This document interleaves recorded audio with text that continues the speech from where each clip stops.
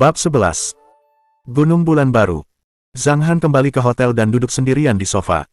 Kepergian Meng Meng membuatnya merasa seperti kehilangan sesuatu, memberinya perasaan gelisah.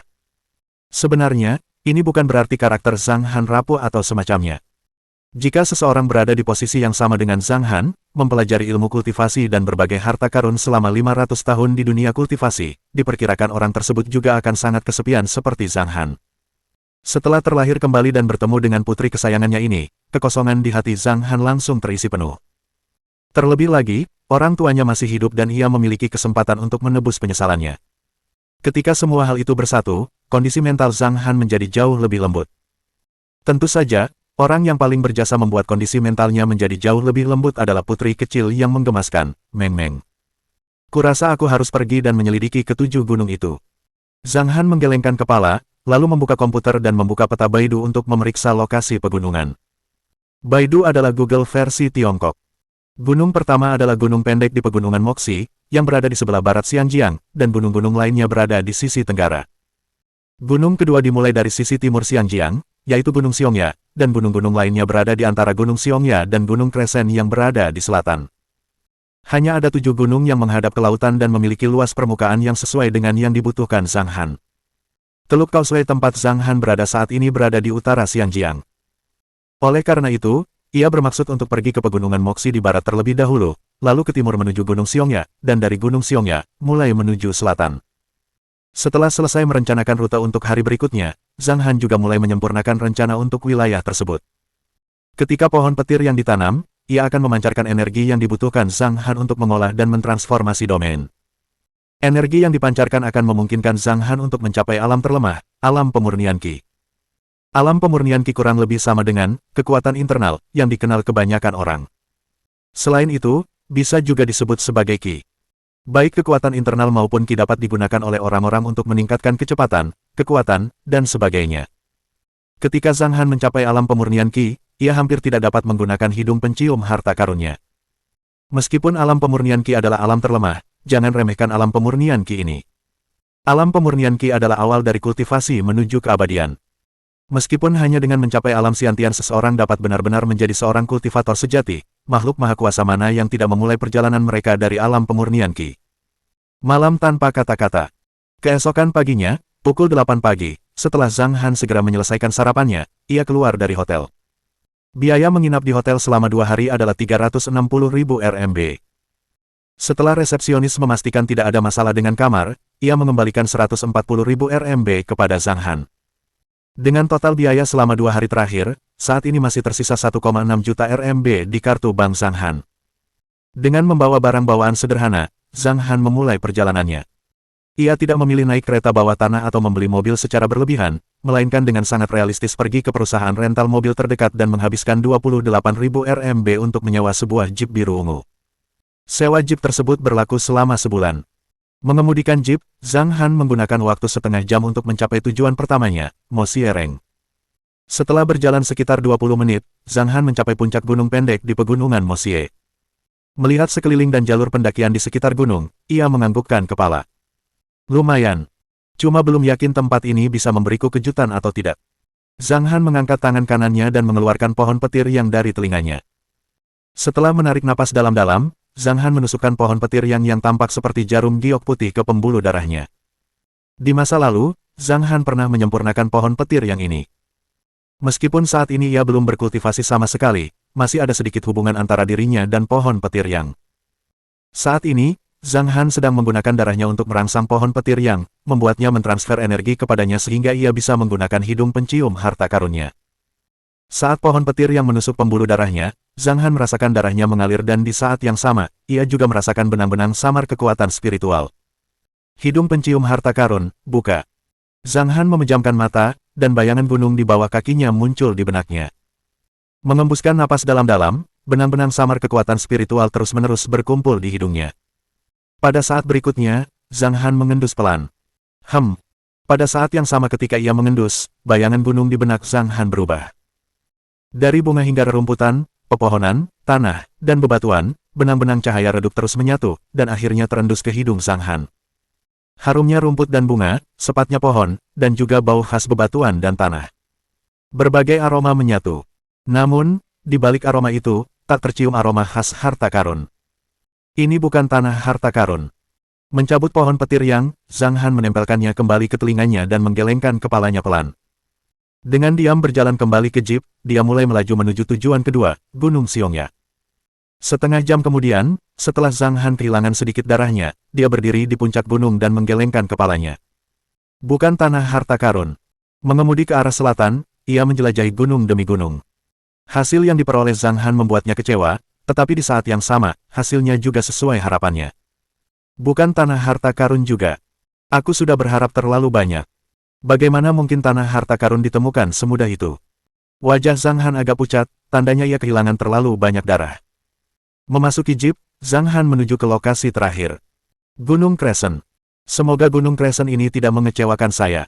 Zhang Han menggelengkan kepalanya pelan. Crescent Mountain terletak di sisi timur Teluk Crescent.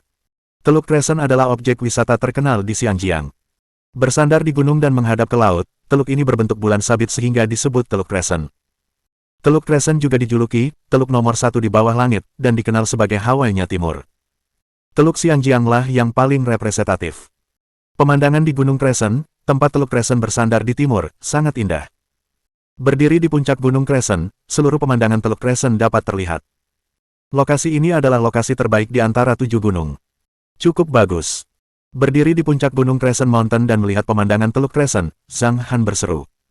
Rumahnya terletak di distrik Bambu, di sisi barat Teluk Crescent. Menurut penduduk Xiangjiang, rumah Zhang Han yang luasnya 115 meter persegi sudah dianggap sebagai rumah besar. Di Xiangjiang, rumah dengan ketinggian lebih dari 1000 kaki dihitung sebagai rumah mewah. Hal ini dikarenakan harga rumah di Xiangjiang sangat tinggi. Sebelumnya, harga rumah di Xiangjiang memecahkan rekor dan menjadi rumah termahal di dunia, yang kemudian menjadi terkenal di seluruh dunia. 1000 kaki persegi setara dengan 93 meter persegi, dan rumah Zhang Han berukuran 115 meter persegi. 7 tahun yang lalu, ia menghabiskan 15 juta RMB untuk membeli rumah tersebut. Ditambah dengan renovasi dan perabotan yang menghabiskan 3 juta RMB, totalnya menjadi 18 juta. Lebih lanjut, Zhang Han tidak terlalu puas dengan hasil rumah tersebut. Dibandingkan dengan distrik Bambu, Teluk Crescent adalah tempat yang ingin ia tinggali. Akan tetapi, harga rumah di Crescent Gulf agak terlalu mahal bahkan bagi Zhang Han saat itu, yang merupakan salah satu dari 4 tuan muda di Sanjing. Harga tanah sangat mahal. Hanya kalimat ini yang bisa menggambarkan rumah-rumah di Crescent Gulf. Terutama rumah-rumah mewah di Crescent Gulf, yang harganya bisa mencapai lebih dari 1 miliar RMB. Bahkan rumah-rumah yang jauh lebih sederhana di Crescent Gulf pun harganya sangat mahal. Oleh karena itu, Zhang Han saat itu mengurungkan niatnya untuk membeli rumah di Crescent Gulf. Jika Crescent Mountain ini baik-baik saja, kurasa itu juga akan dihitung sebagai pemenuhan sedikit penyesalanku. Zhang Han menggelengkan kepalanya dan sekali lagi mencabut pohon petir yang dari telinganya. Setelah menusukkan pohon petir yang ke pembuluh darahnya mulai diserap oleh pohon petir yang. Hubungannya dengan pohon petir yang semakin erat, pohon petir yang sekali lagi melepaskan sedikit energi kepada Zhang Han. Hidung pencium harta karun, buka. Zhang Han memejamkan matanya dan mengendus pelan. Berbagai macam bau menyerbu hidungnya. Tiba-tiba, aroma yang sangat kuat dan murni menyeruak ke hidungnya. Aromanya persis seperti anggur berkualitas tinggi berusia ratusan tahun. Surga tidak berpaling dariku. Itu sebenarnya kolam air spiritual. Hahaha. Zhang Han menatap langit dan tertawa terbahak-bahak. Saat tertawa, matanya tiba-tiba berputar dan ia pingsan karena kehilangan banyak darah. Guk, guk. Tidak yakin berapa lama berlalu, Zhang Han tiba-tiba merasakan seekor anjing menggonggong di sampingnya, dan setelah anjing itu menggonggong 2 kali, ia menggigit bagian bahu pakaiannya dan menyeretnya mundur. Zhang Han membuka matanya dengan bingung. Saat ini, ia menunjukkan gejala-gejala seseorang yang mengalami kehilangan darah berlebih.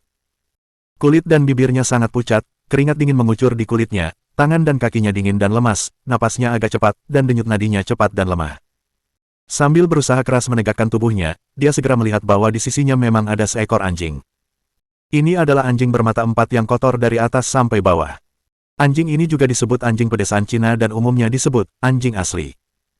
Tautan ke gambar seperti apa rupa anjing itu, http://www.pug.com/news/5713988.html. Melihat sekelilingnya, Zhang Han menemukan bahwa posisinya saat ini berjarak 20 meter dari tempat ia pingsan. Sepertinya anjing inilah yang melihat Zhang Han pingsan dan ingin menyeretnya menuruni gunung. Sepertinya anjing yang baik hati. Zhang Han tertawa kecil. Melihat anjing kampung yang agak waspada itu tidak berani maju, ia mengulurkan telapak tangannya ke arah anjing itu. Menerima sinyal ramah, anjing itu pun perlahan berjalan menuju Zhang Han. Zhang Han pun tak mempermasalahkan anjing itu yang kotor dan menepuk-nepuk kepalanya. Hal ini membuat anjing itu mengibaskan ekornya dengan gembira. Pada saat ini, Zhang Han kemudian menemukan bahwa kaki kanan anjing yang berada di belakang patah. Sepertinya itu adalah seekor anjing yang ditelantarkan. Anjing itu berjalan 2 kali mengitari Zhang Han. Melihat Zhang Han baik-baik saja, anjing itu berbalik dan pergi. Zhang Han duduk diam selama beberapa menit sebelum meninggalkan gunung. Saat memasuki jeep, Zhang Han menyipitkan mata dan menatap Gunung Crescent. Sambil memandang, senyum tak bisa ditahan tersungging di sudut mulutnya. Air spiritual. Sesuai namanya, air spiritual mirip dengan tanah spiritual, rumput spiritual, dan sebagainya. Air spiritual adalah sesuatu yang bisa digunakan untuk bercocok tanam. Di bagian tengah Crescent Mountain, ada sebuah gua di sana, dan di dalam gua itu, ada sebuah kolam berisi air spiritual. Meskipun itu adalah jenis air spiritual yang paling biasa, dan jumlahnya pun tidak banyak, namun di bawah bimbingan pohon Thunder yang, air spiritual tersebut dapat berubah menjadi air yang murni. Manfaat air yang murni jauh lebih besar dibandingkan air spiritual. Air ini dapat menutrisi pohon yang petir dan memulai siklus yang bermanfaat bagi pohon yang petir dan dirinya sendiri. Jika dikatakan bahwa pohon Thunder yang mampu menyehatkan domain, maka dapat dikatakan bahwa air pure yang mampu menyehatkan makhluk hidup. Berbicara dari kemampuannya saja, air pure yang lebih baik, tetapi berbicara dari esensinya, pohon Thunder yang masih jauh lebih tinggi peringkatnya dibandingkan dengan air pure yang. Ada banyak sekali harta karun di dunia kultivasi, dan beberapa di antaranya juga termasuk dalam klasifikasi harta karun spiritual. Harta karun spiritual bisa naik dari peringkat 1 hingga peringkat 9. Semakin tinggi peringkatnya, semakin baik harta karun spiritualnya. Pohon Thunder yang adalah harta karun spiritual peringkat 5 dan air pure yang hanya peringkat 1. Lalu, apa peringkat air spiritual? Air spiritual bahkan tidak dihitung sebagai harta karun spiritual. Harta karun spiritual adalah istilah umum yang mencakup semuanya. Semua jenis bunga, rumput, pohon, kayu, pil, senjata, dan sebagainya, semuanya dapat dihitung sebagai harta karun spiritual. Dulu ketika Raja Abadi Hanyang mengguncang dunia kultivasi, harta spiritual peringkat 5 ini, pohon Thunder yang, sama sekali bukan apa-apa baginya. Namun, saat ini, itu adalah benda penting bagi Zhang Han untuk melangkah ke pintu masuk kultivasi menuju keabadian. Meskipun Zhang Han menemukan tanah harta karun, ia tidak berniat segera menduduki gunung itu dan menganggap dirinya sebagai raja gunung tersebut. Saat ini, ia bukan lagi Raja Abadi Hanyang. Dirinya yang sekarang bahkan tak mampu menangkis peluru dari dunia yang keji ini. Karena itu, ia harus mengikuti aturan dan pulang dulu untuk meneliti lebih lanjut tentang Gunung Bulan Sabit sebelum memutuskan apa yang harus dilakukan.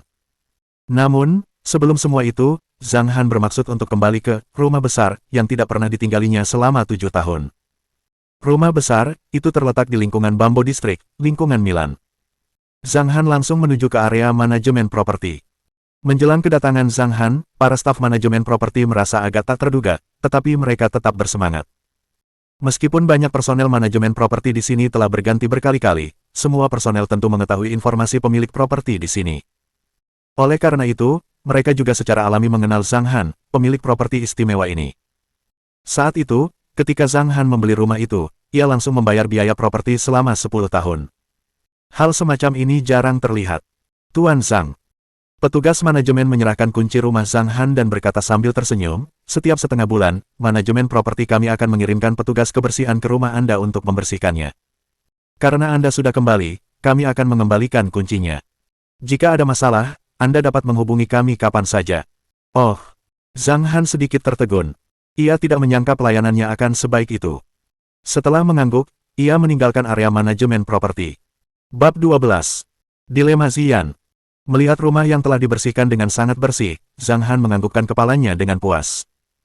Tata letak rumah terdiri dari 3 kamar tidur dan 1 ruang tamu. Rumah menghadap ke utara dan selatan. Di dalam rumah, terdapat ruang tamu besar dan dapur terbuka. Tidak peduli apakah itu ruang tamu, kamar mandi, atau kamar tidur, semuanya direnovasi dengan sangat mewah. Dengan lantai marmer impor Jerman, atap yang sangat indah, dapur bergaya modern, dan sebagainya, bahkan setelah 7 tahun berlalu, renovasi tersebut masih sesuai dengan harapan. Setelah melihat-lihat sekeliling rumah, Zhang Han merasa tubuhnya agak lelah. Saat ini, dia adalah manusia biasa. Efek dari kehilangan darah yang berlebihan masih cukup besar baginya. Namun, setelah menanam pohon Thunder yang dan menyerap energi serta naik ke alam pemurnian Qi, tubuhnya akan dapat pulih sepenuhnya. Berbaring di sofa, ia membuka televisi dengan santai. Setelah menonton televisi kurang dari 2 menit, ia tertidur pulas di sofa. Imperial Entertainment Company, di dalam kantor direktur artis Mei Qi. Kakak Mei. Ziyan mengetuk pintu pelan dan masuk ke kantor. Setelah melirik Tuan Muda Li Cheng, ia mengangguk ke arah Mei Qi dan berkata, "Saya sudah selesai mempertimbangkannya. Saya memutuskan untuk merilis album terlebih dahulu." Oh, Mei Qi menyandarkan punggungnya ke kursi kantor. Ekspresinya tidak seantusias beberapa tahun lalu. Dengan nada acuh tak acuh, ia berkata, "Baguslah kau bisa berpikir seperti ini. Lagi pula, kau sudah 5 tahun tidak muncul di dunia hiburan. Siapa yang tahu bagaimana perasaan penggemarmu dulu terhadapmu sekarang? Ayo kita rilis album dulu, baru kita uji coba." "Kakak Mei, bukankah minggu lalu ibu bilang ada 10 lagu premium di perpustakaan musik perusahaan? Bolehkah ibu memilih 4 lagu? Sore nanti, ibu mau?" Ziyan langsung ke intinya. "Itu minggu lalu." Sebelum Ziyan selesai berbicara, Mei Qi langsung melambaikan tangannya dan menyela, "Xiao Yan, kamu juga tahu kalau sumber daya di perusahaan tidak cukup untuk dibagikan kepada semua artis. Saat ini, dari 10 lagu premium, 8 lagu sudah diambil. Aku bisa memberimu 2 lagu sisanya, tapi albumnya harus berisi minimal 10 lagu ke atas. Jadi, untuk 8 lagu lainnya, kamu harus memilihnya dari lagu-lagu biasa di perpustakaan musik." Setelah selesai mendengar apa yang dikatakan Mei Qi, Ziyan sedikit linglung dan merasa agak kecewa dalam hatinya. Selama 5 tahun berkarir di industri hiburan, bisa dibilang Ziyan ditempa hingga mencapai puncak karirnya hanya oleh Mei Qi. Hubungan mereka berdua juga cukup baik, dan Mei Qi sangat menyayanginya. Setiap kali perusahaan menerima lagu-lagu berkualitas, Mei Qi selalu membiarkan Ziyan memilih terlebih dahulu, dan terlebih lagi, Mei Qi akan mengunjungi komposer ternama untuk meminta lagu-lagu spesial bagi Ziyan. Namun, saat Ziyan kembali ke perusahaan, Mei Qi tidak hanya menunjukkan sedikit minat, ia bahkan memarahi Zhou Fei yang beberapa kali datang menemuinya untuk meminta bantuan. Mei Qi tampak berubah menjadi pribadi yang benar-benar baru. Namun, Ziyan tidak menyalahkan Mei Qi karena saat ia meninggalkan perusahaan, Mei Qi juga agak terpengaruh olehnya. Namun, Ziyan tidak dapat menahan perasaan kecewa di hatinya. Tepat saat dia hendak membuka mulutnya dan menerima lamaran Mei Qi, Li Cheng yang berada di samping membuka mulutnya terlebih dahulu. "Mei Qi, Ziyan kan artis emasmu dulu. Bagaimana bisa kau mengingkari janjimu? Biarkan saja Ziyan memilih 4 lagu dari 10 lagu premium." Setelah Li Cheng selesai berbicara, ekspresi Mei Qi membeku dan menampakkan ekspresi gelisah. Ziyan juga melihat Li Cheng. Tuan Muda Li ini adalah tipikal orang kaya generasi kedua. Ayahnya, Li Hai, adalah salah satu anggota Dewan Direksi Imperial Entertainment Company, memegang posisi tinggi di perusahaan tersebut. Oleh karena itu, meskipun Li Cheng tidak memegang posisi apapun di perusahaan, ia tetap memiliki peran di dalamnya. Li Cheng memiliki tinggi badan 1,8 meter, bentuk tubuhnya yang indah dan penampilan luarnya yang tampan membuatnya tampak seperti ikan di air saat merayu wanita. Penampilannya sangat sesuai dengan selera banyak wanita. Namun, kehidupan pribadinya sangat berantakan. Bahkan, beredar rumor bahwa beberapa artis di agensinya pernah menjalin hubungan yang tidak jelas dengannya. Hanya hal ini saja sudah membuat Ziyan tak bisa menerima. Belum lagi semua itu, Ziyan juga memiliki seorang putri saat ini dan bahkan hubungannya dengan Zhang Han masih belum jelas. Sebelum ia menyelesaikan hubungannya dengan Zhang Han, ia belum berniat untuk menemukan belahan jiwanya. Ada kekhawatiran dan keraguan di wajah Mei Qi, tetapi pada akhirnya, semuanya berubah menjadi nada tak berdaya, karena Tuan Muda Li sudah bicara, tentu saja saya tidak akan menolak. "Ziyan, kamu harus berterima kasih kepada Tuan Muda Li dengan semestinya. Kudengar kamu tidak menghadiri janji makan malam dengan Tuan Muda Li kemarin." Ekspresi Ziyan tidak berubah. Wajahnya yang dingin membuat orang lain tidak bisa menebak apa yang sedang dipikirkannya. Setelah Ziyan selesai mendengarkan semuanya, ia berdiri dan sedikit mengangguk ke arah Li Cheng. "Terima kasih Tuan Muda Li atas niat baiknya.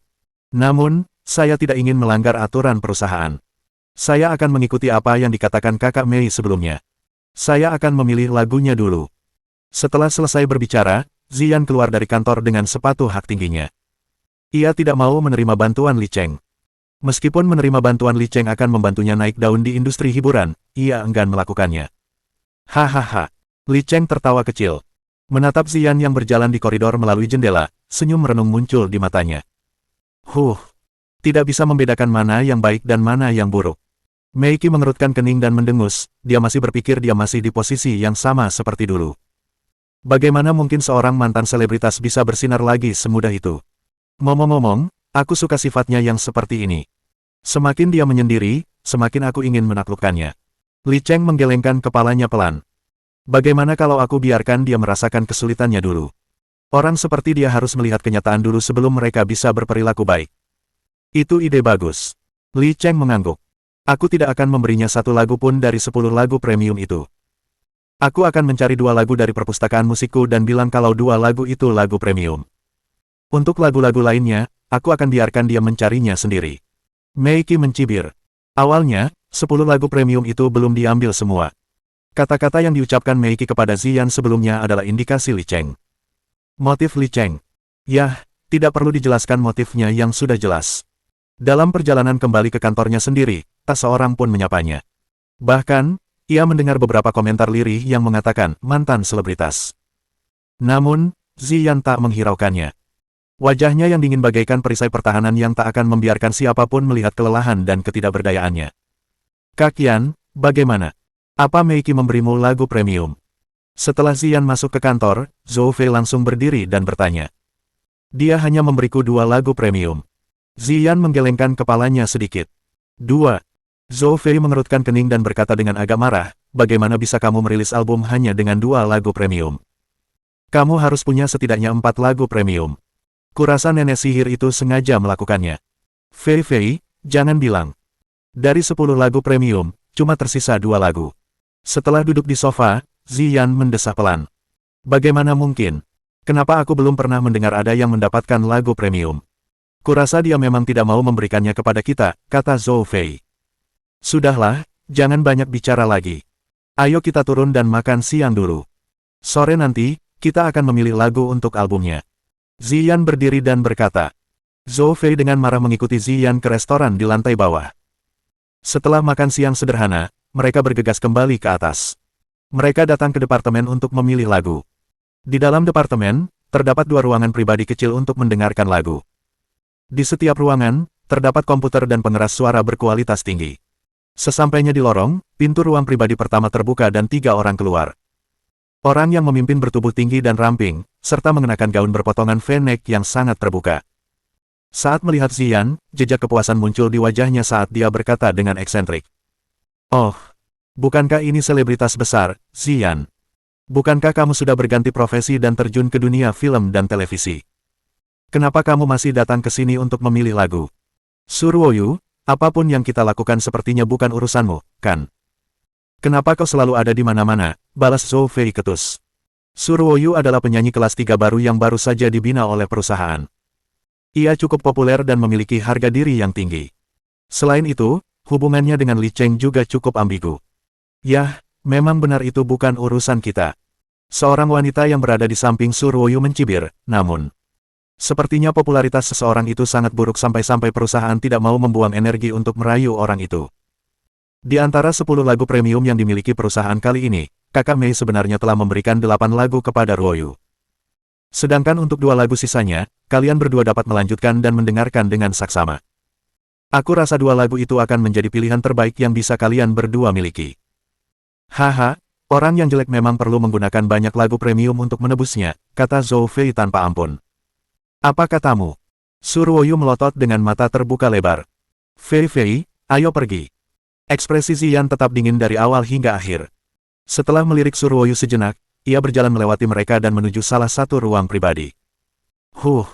Surwoyu mendengus pelan dan berkata tanpa menoleh, Ziyan, kuingatkan kau. Hari ini tanggal 1 September dan albumku akan dirilis tanggal 15. Sebaiknya kau tidak merilis albummu selama periode itu. Kalau tidak, dengan standarmu, aku khawatir kau akan jatuh ke dasar jurang. Mendengar itu, langkah Ziyan terhenti saat dia menoleh dan berkata dengan dingin, oh, terima kasih sudah mengingatkanmu. Setelah selesai berbicara, dia pergi ke ruang pribadi bersama Zhou Fei. Orang macam apa dia? Melihatnya bertingkah seperti itu membuatku merasa jijik, kata Zhou Fei dengan marah. Meskipun Ziyan tidak berekspresi, nadanya juga menjadi agak lebih berat, ayo pilih lagunya dulu. Membuka komputer dan masuk ke perpustakaan musik perusahaan, Ziyan segera melihat 2 musik premium yang Meiki tinggalkan untuknya. Membuka musik pertama, Ziyan dan Zhou Fei memasuki mode kerja mereka dan mulai mendengarkan lagu tersebut dengan penuh perhatian. Setelah selesai mendengarkan lagu itu, Zhou Fei tak kuasa menahan diri untuk membanting meja dan berkata dengan marah, lagu seperti ini juga bisa dianggap premium. Nenek sihir itu pasti sedang mempersulit kita. Sejak kapan lagu-lagu premium perusahaan merosot sampai seperti ini?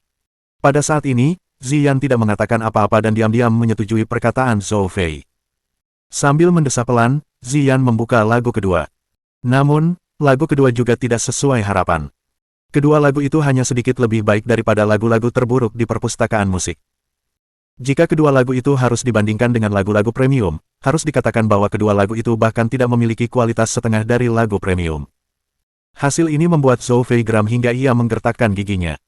Setelah melampiaskan amarahnya, Zhou Fei kemudian mulai mendengarkan lagu-lagu di perpustakaan musik satu persatu bersama Ziyan.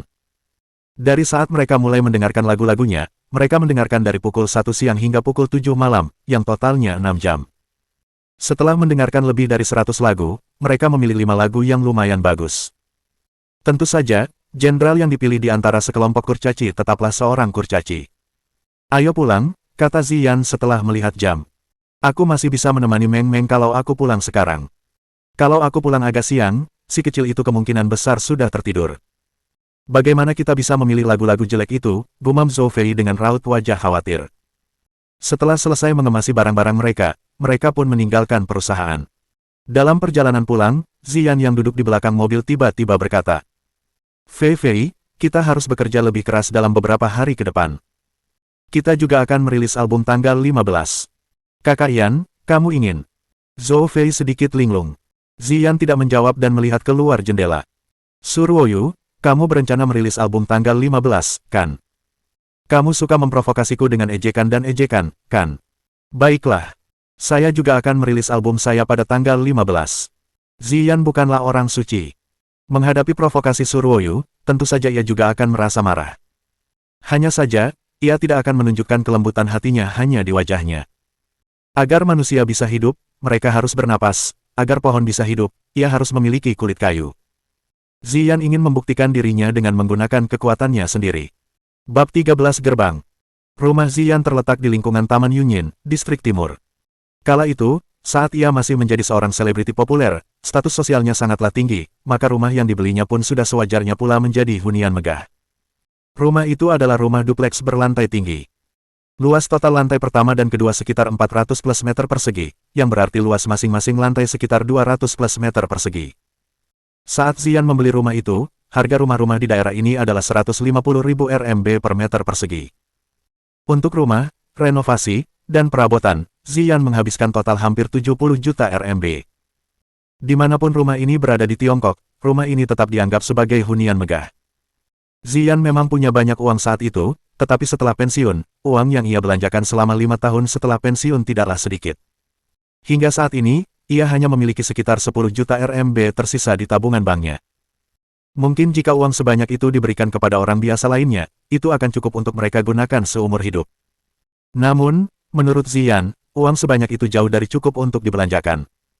Dia ingin memberi Meng Meng kehidupan yang sangat baik. Itu juga salah satu alasan dia kembali dari masa pensiun. Tentu saja, alasan terbesarnya kembali dari masa pensiun tetap karena impiannya menjadi selebritas. Ia masih belum mewujudkan impiannya dan belum ingin menyerah.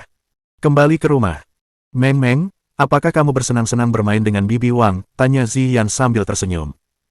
Begitu melihat Meng Meng, tekanan di hatinya langsung terasa jauh lebih ringan. Hanya saat bersama Meng Meng, barulah ia akan menghilangkan rasa dingin di wajahnya dan tersenyum lembut dan manis. Bibi Wang adalah seorang pengasuh profesional yang disewa Ziyan dengan gaji tinggi. Nama Bibi Wang adalah Wang Juan dan ia bertugas merawat Meng Meng dan merapikan rumah. Sangat, tapi tidak semenyenangkan saat aku bermain dengan ayah. Aku sudah merindukan ayah.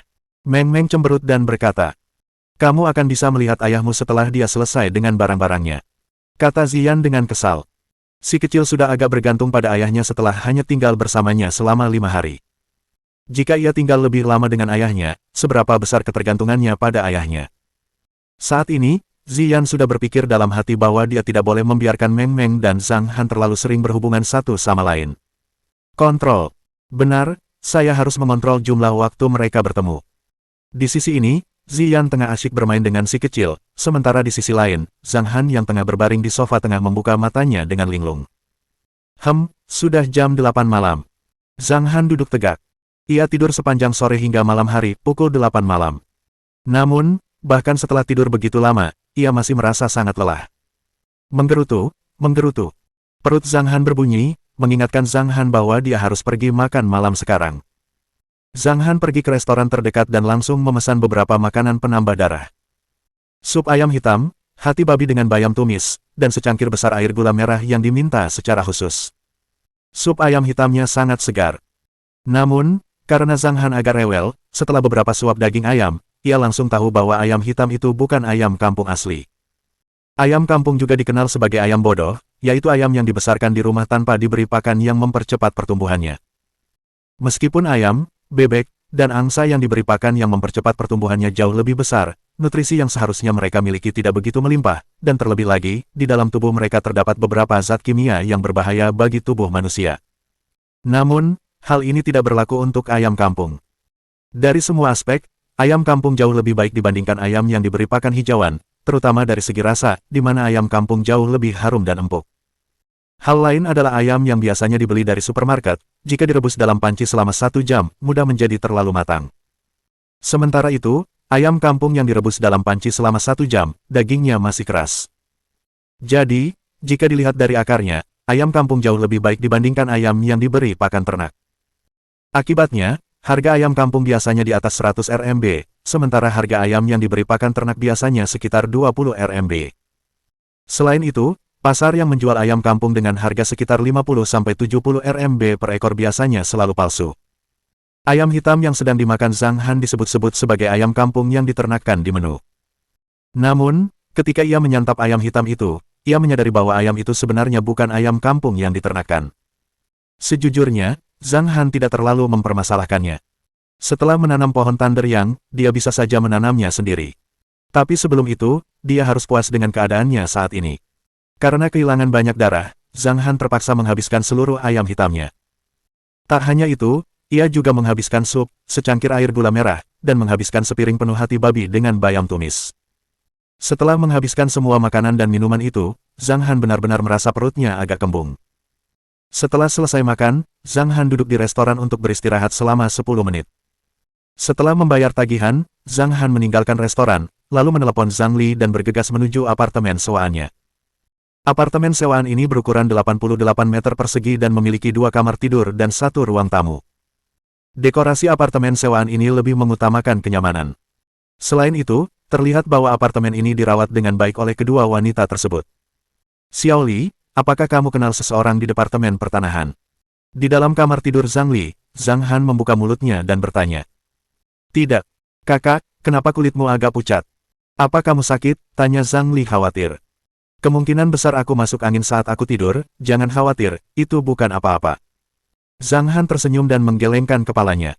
Mengapa kamu bertanya apakah aku kenal seseorang di departemen pertanahan? Zhang Li bertanya dengan rasa ingin tahu. Saya ingin menyewa gunung. Puff. Sesaat kemudian, Zhang Li hampir tersedak air liurnya. Matanya terbelalak lebar, dan ia berkata dengan perasaan tak percaya, aku tidak salah dengar, kan, Kak? Kamu mau sewa gunung untuk apa? Jangan ribut-ribut. Zhang Han menepuk dahi Zhang Li pelan, aku ingin menyewa gunung untuk menanam sesuatu.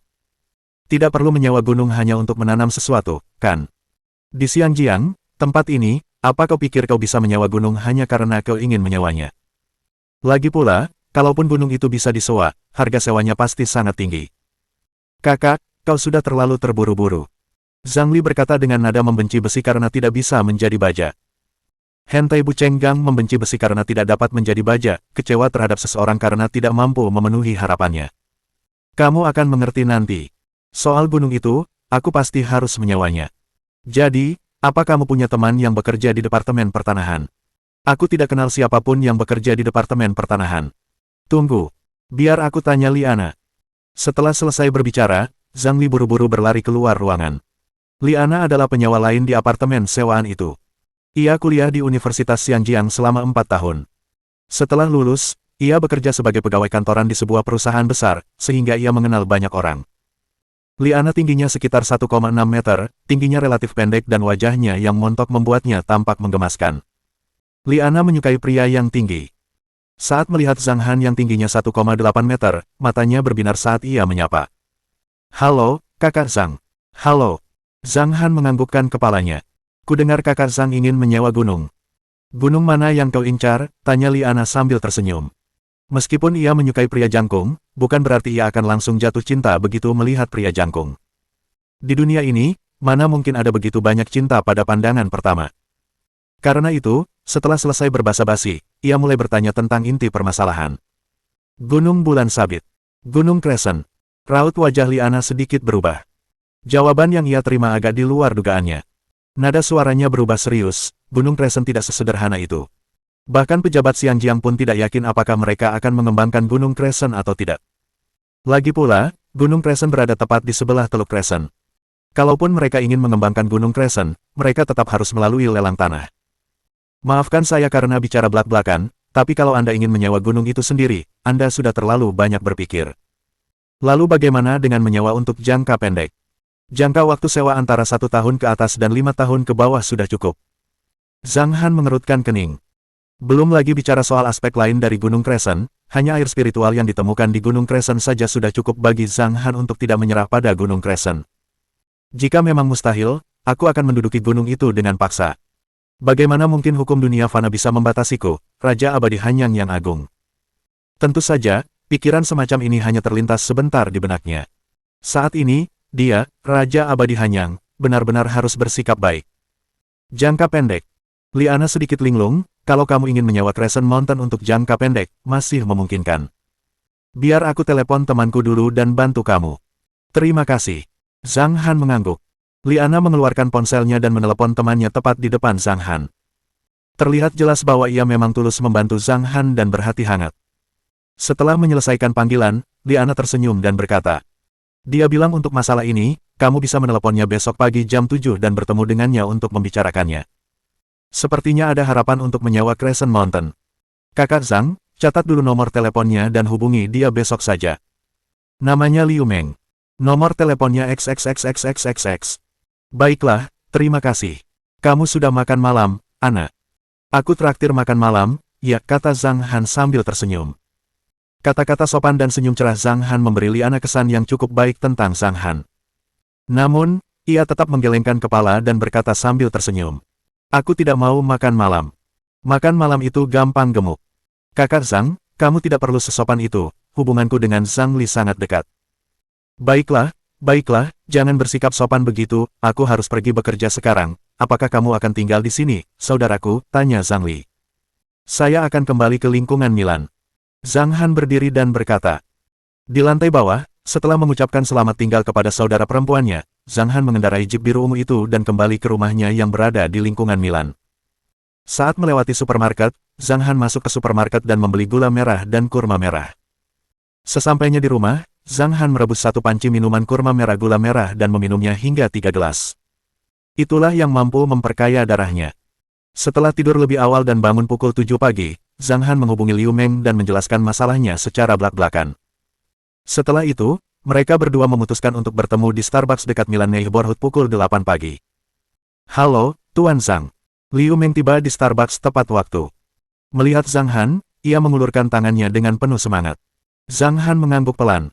Setelah berjabat tangan, ia mengamati Liu Meng sebentar. Liu Meng mengenakan pakaian formal, bertubuh ramping, dan berkulit sawo matang. Dari tindakan dan sikap Liu Meng, terlihat bahwa ia adalah orang yang licik. "Saya dengar Tuan Zhang ingin menyewa Gunung Crescent," tanya Liu Meng. "Itu benar. Mungkin ada rencana untuk mengembangkan Gunung Crescent dalam beberapa tahun mendatang. Apakah Anda mempertimbangkan untuk menyewa gunung lain?" tanya Liu Meng sambil tersenyum. "Tidak. Aku hanya ingin bertanya, apakah Gunung Crescent bisa disewa atau tidak?" Zhang Han langsung ke intinya. "Lalu, aku ingin bertanya, untuk apa kamu berencana menyewa Gunung Crescent?" tanya Liu Meng. "Menanam sesuatu," kata Zhang Han sambil tersenyum tipis. "Masalah ini tidak mudah ditangani. Namun, karena kamu teman Ana, aku bisa membantumu menanyakannya. Namun, meskipun bisa disewa, akan ada banyak batasan, misalnya kamu tidak boleh menebang pohon atau memodifikasi gunung." "Aku tidak yakin kamu bisa menerima syarat seperti ini," tanya Liu Meng. "Aku bisa menerimanya." Zhang Han mengangguk, lalu berkata, "Jika kamu punya permintaan lain, kamu bisa langsung mengatakannya." Kalimat ini adalah apa yang ingin didengar Liu Meng. Lagi pula, dia juga tidak ingin membantu Zhang Han secara cuma-cuma. Oleh karena itu, setelah mendengarnya, dia menjadi jauh lebih bersemangat ketika membahas masalah penyewaan Crescent Moon. Setelah berdiskusi cukup lama dan waktu hampir mencapai pukul 9 pagi, Liu Meng berdiri untuk mengucapkan selamat tinggal dan berkata bahwa dia akan memberikan jawaban yang pasti kepada Zhang Han malam ini. Siang harinya, Zhang Han pergi membeli daging sapi berkualitas tinggi, rumput laut, kayu kuping, dan makanan lain yang secara tidak langsung dapat memperkaya darahnya. Setelah menghabiskan semua makanan itu, ia kemudian pergi ke toko obat Cina untuk membeli beberapa obat Cina yang dapat memperkaya darahnya. Zhang Han bermaksud menghabiskan sepanjang hari di rumah untuk menyehatkan tubuhnya karena, selama ia menanam pohon Thunder Yang, ia harus membiarkan pohon Thunder Yang menyerap banyak darahnya. Oleh karena itu, dalam beberapa hari berikutnya, ia harus memberi makan tubuhnya. Jika tidak, ketika saatnya tiba dan ia benar-benar mati karena kehilangan terlalu banyak darah, itu akan menjadi lelucon abad ini. Di sisi lain, di Imperial Entertainment Company, Ziyan dan Zhou Fei saat ini masih berada di ruang pribadi mendengarkan lagu. Menyaring lagu dengan mendengarkan lagu satu demi satu juga merupakan hal yang sangat melelahkan. Namun, alasan utama mengapa hal itu melelahkan juga karena lagu-lagu di perpustakaan musiknya sudah terlalu biasa. Bahkan, bisa dibilang sebagian besar lagu di perpustakaan musik itu bisa dibilang sampah. Namun, Ziyan dan Zhou Fei tidak punya pilihan. Semua lagu yang tersedia ada di sini. Oleh karena itu, mereka berdua hanya bisa memilih untuk memanfaatkan suara Ziyan yang luar biasa untuk meningkatkan kualitas lagu-lagu tersebut. Jalan ini memang sulit, tetapi Ziyan tetap bertekad untuk terus maju. Setelah seharian penuh, mereka hanya selesai memilih 30 lagu yang layak. Setelah memilih 100 lagu yang layak, mereka bermaksud memilih lagu-lagu yang agak lebih baik dari 100 kurcaci tersebut. Bab 14. Sensasi menjual rumah. Waktu berlalu sangat cepat dan hari sudah malam. Pada pukul 5 sore, Zhang Han menerima telepon dari Liu Meng. "Tuan Zhang, saya sudah punya petunjuk tentang masalah ini," kata Liu Meng sambil tersenyum. "Bagaimana situasinya?" Zhang Han mengangkat alisnya. Ia merasa agak tak terduga bahwa sudah ada petunjuk mengenai masalah ini. Sepertinya, Liu Meng ini sebenarnya punya beberapa pintu di Departemen Pertanahan. Biar saya bicarakan syarat-syaratnya dulu, baru Anda bisa lihat apakah Anda bisa menerimanya atau tidak. Kalau Anda bisa menerimanya, saya akan ceritakan lebih detail. Oke. Pertama, Anda hanya bisa menyewa gunung selama 1-3 tahun, dan kemungkinan besar pada tahun ketiga, gunung tersebut akan diambil alih. Ketika saatnya tiba, Anda harus mematuhi semua ketentuan terkait Gunung Crescent tanpa syarat. Selain itu, ada banyak batasan tentang apa yang boleh dan tidak boleh Anda lakukan di Gunung Crescent bahkan setelah Anda menyewa Gunung Crescent. Saya tidak akan membahas batasan-batasan itu terlebih dahulu. Mengenai biaya sewa gunung, awalnya untuk situasi Anda, biasanya minimal 20 juta RMB per tahun. Namun, karena Anda teman Ana, saya akan menghargai Anda. Beri saya 2 juta RMB untuk menyuap Departemen Pertanahan, dan saya akan bisa menurunkan biaya sewa gunung menjadi 10 juta RMB per tahun. Liu Meng langsung ke intinya. Bisa, aku tidak punya masalah. Zhang Han juga tidak bertele-tele dan langsung setuju. Baiklah. Kalau begitu, izinkan saya memberitahu Anda tentang batasan-batasan yang akan berlaku saat menyewa Crescent Mountain. Liu Meng memulai percakapannya yang panjang. Zhang Han diam-diam mendengarkan Liu Meng berbicara. Selama 5 menit penuh, Zhang Han mendengarkan Liu Meng berbicara tentang pembatasan. Jadi, jelaslah bahwa ada banyak pembatasan. Singkatnya, Zhang Han tidak bisa memindahkan apapun yang ada di Gunung Crescent. Dengan biaya sewa 10 juta RMB per tahun, Zhang Han hanya bisa menanam beberapa barang di gunung dan mendaki gunung untuk bertamasya. Lagi pula, ini hanya penyewaan gunung dan bukan penawaran gunung. Jika itu penawaran gunung, jumlah uang yang dibutuhkan akan sangat tinggi. Perlu diketahui bahwa, rumah-rumah mewah yang ada di Crescent Gulf dihargai 10 juta RAM lebih mahal dari harga satu rumah. Jadi, untuk tempat seperti Crescent Mountain yang lokasi tanahnya jauh lebih baik dibandingkan dengan Crescent Gulf, jika ada rumah mewah yang dibangun di Crescent Mountain, harga masing-masing rumah mewah itu akan sangat tinggi. Karena ada begitu banyak batasan bahkan setelah menyewa gunung, jika gunung itu dialihkan ke orang lain, mereka pasti tidak akan setuju. Namun, Zhang Han hanya mengangguk ringan dan berkata. Pada saat yang sama, secercah cahaya samar berkelebat di mata Zhang Han. Tidak bisa bergerak apapun. Ada batasan. Semua itu omong kosong. Saat ini, terutama karena Zhang Han tidak memiliki kekuatan apapun. Jika dia berada di alam Xiantian, dia tidak perlu repot-repot memikirkan hal-hal seperti itu dan langsung menduduki gunung dengan paksa. Namun, untuk saat ini, ia tetap harus jujur dan berperilaku baik. Menjadi kaya secara diam-diam adalah jalan sejati sang raja. Mengenai cara menjadi kaya secara diam-diam, Zhang Han telah memahaminya hingga tingkat tertinggi. Saat memasuki dunia kultivasi, ia telah mencari harta karun selama 500 tahun. Sebelum mencapai alam kesengsaraan, tidak ada yang tahu siapa Raja Abadi Hanyang. Namun, ketika ia mencapai puncak alam kesengsaraan, hanya beberapa tahun kemudian, nama Raja Abadi Hanyang telah bergema di seluruh dunia. Kembali ke topik. Di seberang telepon, mendengar bahwa Zhang Han baik-baik saja, Liu Meng menjadi senang dan berkata, "Kamu bisa transfer 2 juta RMB ke bankku nanti. Kontraknya kemungkinan besar bisa ditandatangani besok." Liu Meng memang membutuhkan 2 juta RMB untuk menyuap departemennya. Namun, setelah selesai menyuap, ia masih memiliki sisa 20% untuk disimpan sendiri. "Besok tidak memungkinkan, saya masih ada urusan. Bagaimana kalau begini? Hari ini Senin, saya akan menghubungi Anda lagi sebelum Jumat," kata Zhang Han. "Baiklah kalau begitu. Aku akan menunggu kabarmu."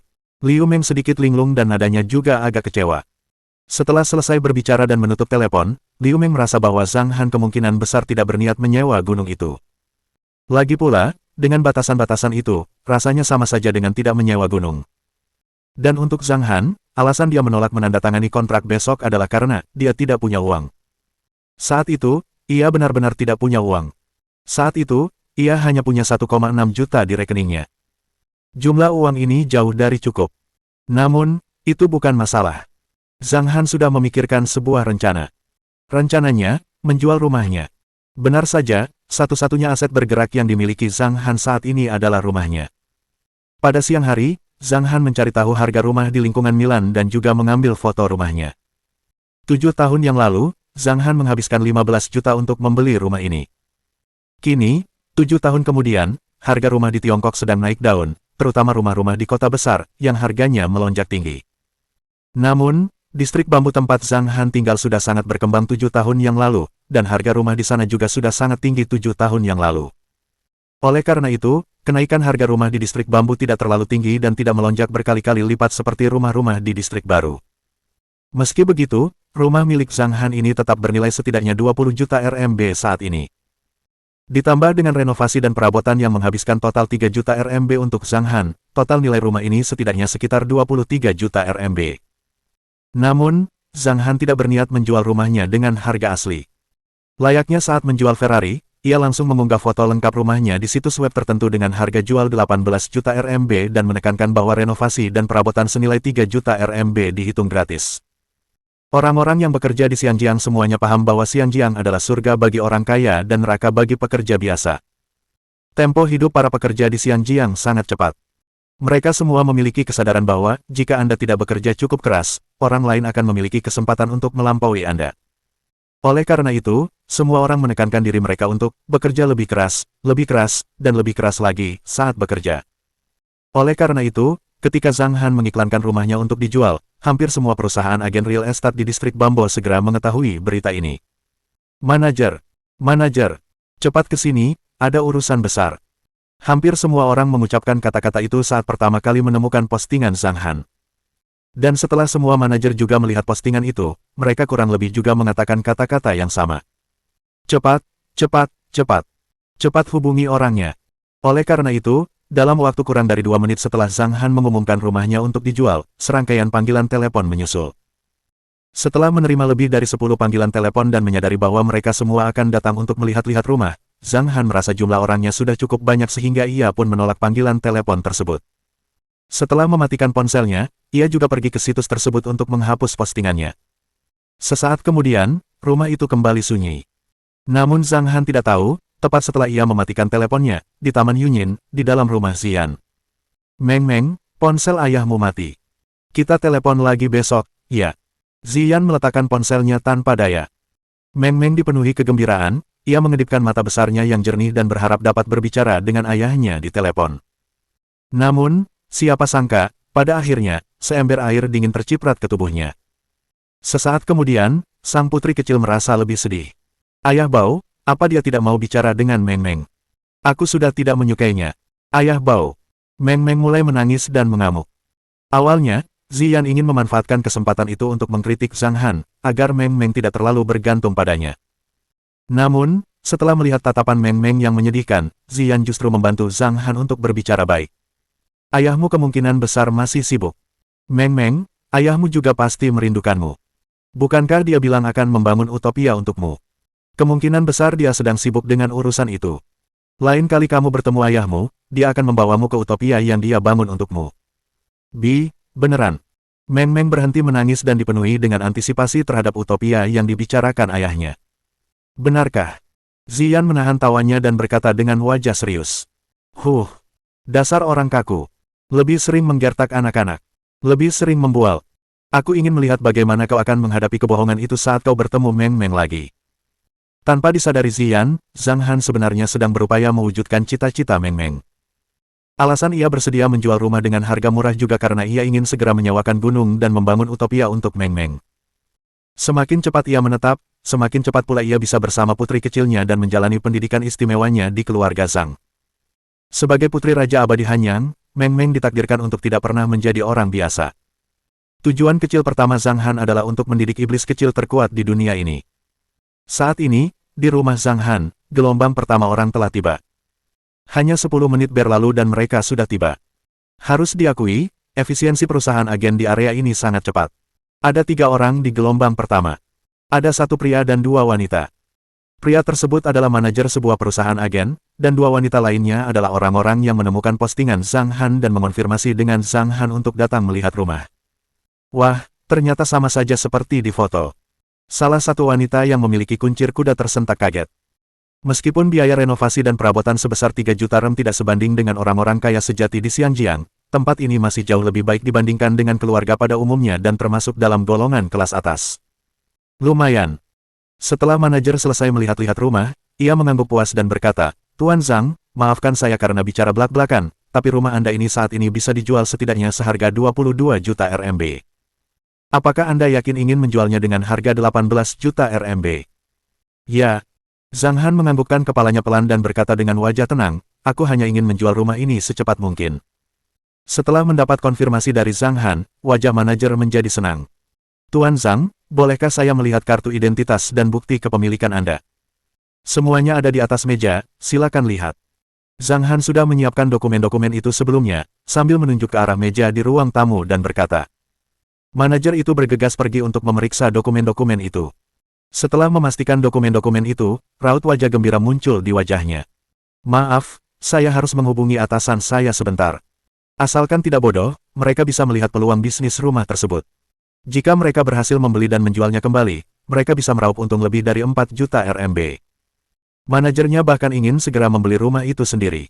Namun, dia tidak berdaya karena tidak punya uang 18 juta RMB sama sekali. Tidak semua manajer seberuntung manajer yang membeli Ferrari dari Zhang Han. Saat manajer berjalan ke kamar tidur tambahan untuk memanggil atasannya, gelombang orang lain telah tiba.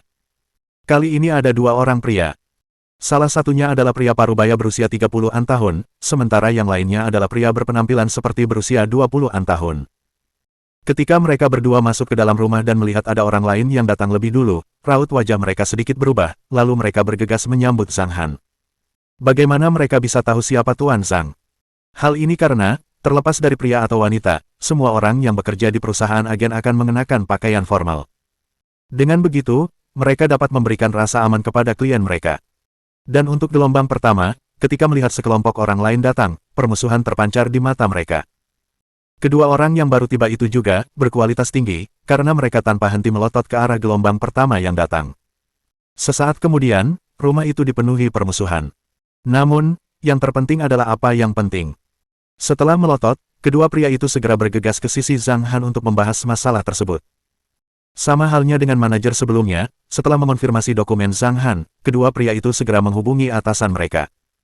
Dengan demikian, pada jam berikutnya, Zhang Han benar-benar sibuk karena ia harus menghadapi 10 plus gelombang orang yang datang berturut-turut. Namun, kualitas batin orang-orang tersebut cukup baik. Sebelum memasuki rumah, mereka akan terlebih dahulu mengenakan penutup sepatu baru. Dengan demikian, rumah tersebut tidak menjadi kotor karena terlalu banyak penghuni. 80% manajer semuanya ingin segera menyegel kesepakatan dengan Zhang Han, tetapi Zhang Han tidak memberi mereka jawaban yang pasti dan malah mengatakan kepada mereka bahwa dia akan berurusan dengan siapapun yang memiliki kecepatan transaksi tercepat. Normalnya, rangkaian proses transaksi rumah memakan waktu setidaknya 1 bulan. Namun, Pimpinan beberapa perusahaan agen memiliki koneksi yang luas dan mampu dengan cepat menyelesaikan rangkaian proses yang rumit tersebut, yang juga disebut-sebut orang sebagai memotong antrean. Hingga pukul 10 malam, Zhang Han baru membuka ponselnya. Namun, ia tidak menyangka dalam waktu setengah jam, ia akan menerima 3 panggilan telepon. Isi dari ketiga panggilan telepon tersebut hampir sama, yaitu mereka memberitahu Zhang Han bahwa keesokan sorenya, setelah ia pergi ke pusat transaksi rumah bekas dan menandatangani dokumen, mereka dapat mentransfer uangnya hari itu juga. Untuk prosedur lainnya, perusahaan agen akan mengurusnya. Karena itu, Zhang Han memberitahu mereka bahwa ia akan menangani siapapun yang datang paling awal besok. Lagi pula, ia tidak bisa memadamkan siapapun yang mana. Bab 15. Menyewa restoran. Keesokan harinya, pagi-pagi sekali pukul 3, Zhang Han terbangun karena suara ketukan di pintu. Apa yang sedang terjadi? Zhang Han membuka matanya dengan linglung dan sedikit mengernyit. Ia bangkit dan membuka pintu. Orang yang berdiri di luar pintu adalah salah satu orang dari rombongan pertama yang datang melihat rumah kemarin, manajer Ma. Dengan lingkaran hitam di bawah matanya, manajer Ma berkata dengan nada meminta maaf, Tuan Zhang, saya sungguh-sungguh minta maaf telah mengganggu istirahat Anda. Bolehkah saya mengajak Anda ke sauna, dan mengobrol bersama? Tidak pergi. Zhang Han masih belum cukup tidur dan berniat untuk menutup pintu dan kembali melanjutkan tidurnya. Secerca kecemasan terpancar di wajah manajer Ma, Tuan Zhang, tolong beri saya kesempatan. Saya sudah berada di luar rumah Anda semalaman. Jika Anda kembali tidur sekarang, pasti masih ada orang lain yang datang dan mengganggu Anda. Jadi, mengapa Anda tidak pergi ke sauna bersama saya? Saya jamin Anda akan bisa beristirahat dengan nyenyak. Mendengar itu, alis Zhang Han terangkat. Konon katanya, siapa cepat dia dapat. Manajer Ma ini tidak hanya datang lebih awal, tapi super awal. Tunggu aku sebentar. Zhang Han mengusap wajahnya dengan tangannya dan berkata. Tanpa menutup pintu, Zhang Han segera kembali ke kamarnya untuk berganti pakaian. Melihat itu, manajer Ma menghela napas lega. 5 menit kemudian, bersama manajer Ma, Zhang Han menuju sauna bermutu tinggi di sekitarnya. Tepat setelah mereka pergi, bahkan belum 20 menit berlalu, manajer lain mengetuk pintu rumah Zhang Han. Namun, setelah manajer Ma ditakdirkan tidak akan bisa bertemu Zhang Han. Di sauna, Zhang Han tidur sepanjang malam hingga pukul 8 pagi. Setelah bangun, ia diundang oleh manajer Ma untuk sarapan, lalu diantar ke kantor pusat. Sesampainya di kantor pusat, Zhang Han kemudian diikuti oleh seorang manajer wilayah menuju area transaksi untuk menandatangani kontrak. Pada siang hari pukul 12 siang, semua prosedur ditangani, dan di dalam kartu bank Zhang Han, juga terdapat 18 juta rem lagi di dalamnya. Setelah menerima uang, Zhang Han langsung menelepon ponsel Liu Meng dan menanyakan nomor rekening bank Liu Meng, lalu mentransfer 2 juta RMB ke rekening bank Liu Meng. Setelah selesai dengan semua itu, hari sudah sore. Saya cek online dan tampaknya, Zhongwu siang, adalah pukul 11 pagi hingga 1 siang atau 12 siang hingga 2 siang, Sangwu sore, adalah pukul setengah siang hingga 5 sore. Saat ini, Zhang Han memiliki 17,6 juta RMB di rekening banknya. Setelah dikurangi 10 juta RMB untuk biaya sewa gunung, ia masih memiliki sisa 7,6 juta RMB. Meski 7,6 juta rem tampaknya banyak, jumlah hal yang dapat dilakukan dengannya tidaklah banyak. Pada pukul 1, Zhang Han mengendarai jeep dan berkeliling beberapa area di Crescent Mountain. Karena sudah ada kemajuan dalam penyewaan gunung, hal berikutnya yang perlu dilakukan Zhang Han adalah mencari tempat tinggal sementara. Meskipun terdapat kolam air spiritual di Gunung Crescent, penggunaan air spiritual tersebut hanya untuk memungkinkan tanah di Gunung Crescent berubah menjadi tanah spiritual. Selain itu, tidak semua air spiritual mampu berubah menjadi air yang murni. Oleh karena itu, transformasi Gunung Crescent masih harus berjalan sesuai rencana awal Zhang Han. Pertama, selesaikan area di belakang gunung, lalu perlahan selesaikan area pemukiman dan area di depan gunung. Saya masih harus menyewa rumah. Zhang Han bergumam pada dirinya sendiri, lalu segera mengeluarkan ponselnya dan menghubungi nomor telepon manajer Ma. Mendengar Zhang Han ingin menyewa rumah, manajer Ma sangat antusias. Wajar saja jika manajer Ma antusias. Lagi pula, manajer Ma mendapat hadiah 1 juta RMB dari kesepakatan rumah Zhang Han. Manajer Ma meminta Zhang Han datang ke perusahaannya untuk melihat foto-foto rumah yang berbeda dan selanjutnya berjanji bahwa dia tidak akan mengambil biaya komisi apapun saat Zhang Han menyewa rumah melalui dia, secara tidak langsung menyampaikan rasa terima kasihnya kepada Zhang Han. Zhang Han tidak mengatakan apa-apa dan langsung melajukan mobilnya menuju perusahaan manajer Ma. Perusahaan itu terletak di sebuah toko retail kecil di jalan belakang. Di dalam toko retail kecil itu, terdapat total 13 karyawan. Manajer Ma berdiri tepat di ambang pintu. Melihat Zhang Han datang, ia menyambutnya dengan antusias. Selamat datang, Tuan Zhang, silakan duduk di dalam. Memasuki toko dan duduk di sofa, manajer Ma mengeluarkan sebungkus rokok rasa peppermint seharga 20 RMB. Setelah memberikan sebatang rokok kepada Zhang Han dan juga membantu Zhang Han menyalakannya, manajer Ma menyalakan sebatang rokok untuk dirinya sendiri, lalu bertanya sambil tersenyum. Tidak yakin jenis rumah apa yang ingin disewa Tuan Zhang. Rumah di Crescent Boulevard, rumah yang sedikit lebih baik dari biasanya. Sedikit lebih baik dari biasanya, gumam manajer Ma, lalu berkata, untuk yang lebih baik, ada villa, yang sewanya sekitar 4 juta RMB per tahun. Ada juga rumah pemandangan, yang membutuhkan 1,5 juta RMB per tahun untuk yang luasnya 100 meter persegi ke atas. Sedangkan untuk rumah kecil dan apartemen lainnya, saya rasa Tuan Zhang tidak akan tertarik. Apakah ada fotonya? Tanya Zhang Han. Ya, ada fotonya. Ikuti saya, Tuan Zhang. Mendengar itu, manajer Ma berdiri dan membawa Zhang Han ke depan meja komputernya. Di meja komputer, manajer Ma mulai mencari rumah-rumah di sekitar Teluk Crescent. Manajer Ma menunjukkan kepada Zhang Han semua villa dan rumah keluarga di Crescent Boulevard kepada Zhang Han. Ada berbagai macam dekorasi interior. Ada yang bergaya barat, ada pula yang bergaya modern, tetapi hanya sedikit yang menarik perhatian Zhang Han. Di mana villa ini berada? Zhang Han menunjuk ke sebuah villa. Villa ini adalah satu-satunya villa yang menarik perhatian Zhang Han. Renovasinya tidak terlalu mewah, dan rumah itu memiliki perpaduan warna putih, biru, dan hijau rumput, sehingga memberikan kesan segar dan dekat dengan alam. Namun, harga sewa villa tersebut agak mahal, di mana biaya sewanya mencapai 4,5 juta RM setiap tahun. Villa ini terletak di Jalan Yongxing. Jalan Yongxing terletak di tengah zona antara Teluk Crescent dan Distrik Bambu, kata manajer Ma. Agak jauh. Alis Zhang Han terangkat. Lokasi rumah ideal yang dipikirkan Zhang Han adalah yang dekat dengan Gunung Crescent. Dengan begitu, ia bisa pergi ke gunung kapanpun ia mau. Jika rumah yang ia tinggali jauh dari Gunung Crescent, hal itu akan cukup merepotkan baginya. Jauh. Manajer Ma tertegun sejenak, lalu bertanya, di mana Tuan Zhang ingin menyewa rumah? Rumah di dekat Gunung Crescent, jawab Zhang Han. Dekat Gunung Crescent. Manajer Ma mulai merenung dan mencari rumah di dekat Gunung Crescent. Namun, tidak ada rumah yang cocok di dekat Gunung Crescent. Apakah Tuan Zhang tinggal sendiri? Karena tidak menemukan rumah yang benar-benar memuaskan Zhang Han, manajer Ma agak putus asa. Sambil memikirkan solusi, ia mulai mengobrol dengan Zhang Han. Saya tinggal bersama putri saya, hal utama untuk mendapatkan rumah adalah memasak makanan lezat untuknya. Sosok kecil Meng Meng yang menggemaskan melayang di benak Zhang Han dan secercah senyum tersungging di sudut mulutnya. Memasak makanan. Mata manajer Ma berbinar saat berkata, saya pikir ada solusi yang memungkinkan, dengan selera unik Tuan Zhang, yang pemilih, terhadap dekorasi. Saya pikir Anda dapat menyewa rumah retail kecil. Untuk rumah retail kecil, Anda dapat merenovasinya sesuai keinginan, sedangkan rumah hunian cukup merepotkan jika Anda ingin merenovasinya. Rumah retail. Mata Zhang Han menyipit. Buka restoran. Itu mungkin saja. Meng Meng saat ini baru berusia 3 tahun dan jumlah makanan yang bisa dimakannya cukup sedikit. Sisa makanan yang dibuat dapat digunakan untuk dijual dan yang terpenting, renovasi dapat dilakukan dengan santai sesuai selera saya. Bagian renovasi adalah sesuatu yang lebih diperhatikan Zhang Han. Mengejar gaya hidup berkualitas, Zhang Han tidak akan pernah memperlakukan dirinya dengan buruk. Terlebih lagi, sekarang ada Meng Meng. Putri kecil itu seharusnya tidak diperlakukan dengan buruk. Jadi, Zhang Han menganggukkan kepalanya dan berkata, tidak apa-apa juga, apakah ada foto yang bisa dilihat? Ada. Manajer Ma tertawa, lalu mencari rumah-rumah retail yang ada di dekat Crescent Mountain. Awalnya, rumah-rumah retail yang dicari semuanya adalah rumah-rumah retail kecil yang luasnya 60-70 meter persegi. Menurut manajer Ma, rumah-rumah retail itu lebih dari cukup untuk ditinggali Zhang Han bersama putrinya. Namun Zhang Han terus menggelengkan kepalanya, terlalu kecil, lihat saja yang lebih besar.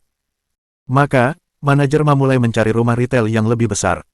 Akhirnya, setelah melihat lebih dari 20 rumah retail, manajer Ma melihat Zhang Han mengangguk ke salah satu rumah retail. Rumah ini adalah rumah retail 2 lantai. Lantai pertama adalah restoran dan lantai kedua adalah rumah tangga. Rumah retail ini dikelola oleh sepasang suami istri lansia. Lokasi rumah retail ini paling dekat dengan Crescent Mountain. Saya mengunjungi rumah retail ini 2 kali dalam beberapa hari terakhir dan bisnis di sana cukup bagus. Jika suami istri lansia ini tidak harus mengurus cucu mereka, mereka juga tidak akan menyewakan rumah retail ini. Saat memperkenalkan rumah retail, manajer Ma membuka foto-foto rumah retail. Lantai pertama cukup sederhana. Luasnya 130 meter persegi dan terdapat meja sarapan serta beberapa meja dan kursi.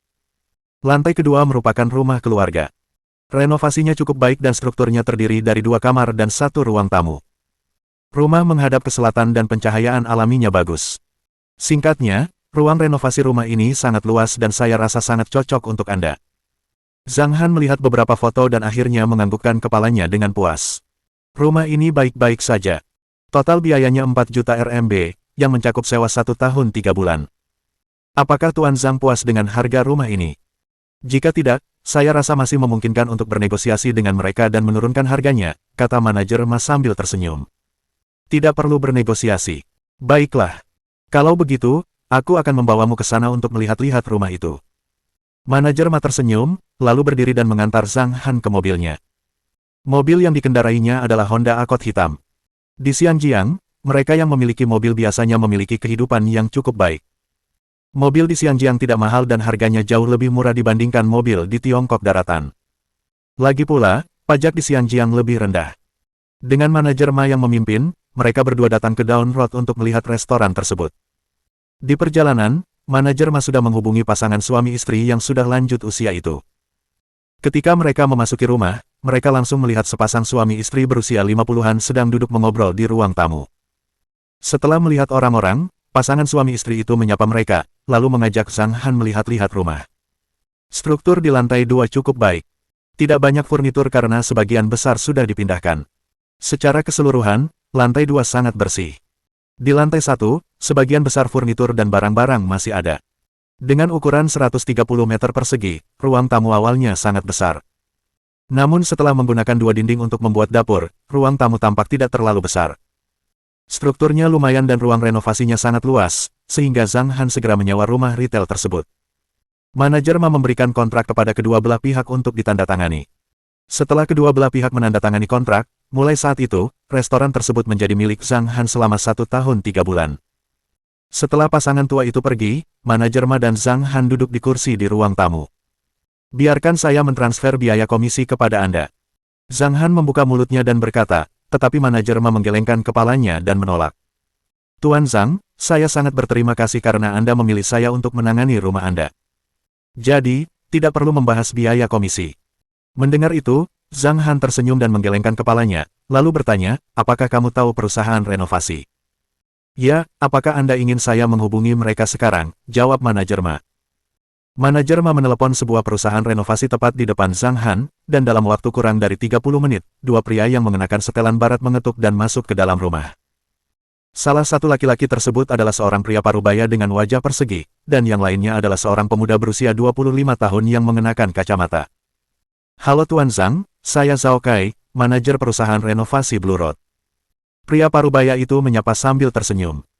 Melihat ke arah rumah itu, Zhao Kai merasa bahwa dekorasi rumah itu seharusnya sudah berumur beberapa tahun dan terawat dengan baik, sehingga ia berpikir bahwa Zhang Han mungkin ingin merenovasi atau membuat perubahan kecil pada rumah itu.